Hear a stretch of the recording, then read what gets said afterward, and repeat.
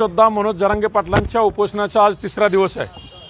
अजूनही सरकारने योग्य तो मार्ग काढण्यासाठी हैदराबाद गॅजेट असेल, मुंबई गॅजेट असेल किंवा सातारा गॅजेट असेल, आमच्यावर दाखल झालेले गुन्हे असतील याच्यावर सन्माननीय तोडगा काढल्याशिवाय सोलापूर शहर व जिल्ह्यामध्ये लाडकी बहीण योजनेच्या प्रचार व प्रसारासाठी माननीय मुख्यमंत्री आणि दोन्ही उपमुख्यमंत्री येणार आहेत। जर मनोज जरांगे पाटलांचं उपोषण योग्य तो सकारात्मक मार्ग न काढता जर तुम्ही सोलापुरात पाऊल ठेवाल तर मुख्यमंत्री साहेब याद राखा, लाडक्या बहिणी लाडका भाऊ संघर्ष योद्धा मनोज जरांगे पाटलांसाठी हा कार्यक्रम उधळून लावतील आणि तुम्ही सोलापूर जिल्ह्यात तुम्हाला ही सकल मराठा बांधव पाय ठेवू देणार नाहीत। आमच्या आंदोलनाला वर्षपूर्ती होऊन या वर्षभरात 6व्यांदा उपोषण करूनही आमची जर तुम्ही दखल घेणार असाल, 6 कोटी मराठ्यांचा दैवत संघर्ष योद्धा मनोज जरांगे पाटलांचा जर तुम्ही घोर अपमान करणार असाल तर सोलापुरात पाऊल टाकताना 10 वेळा विचार करा।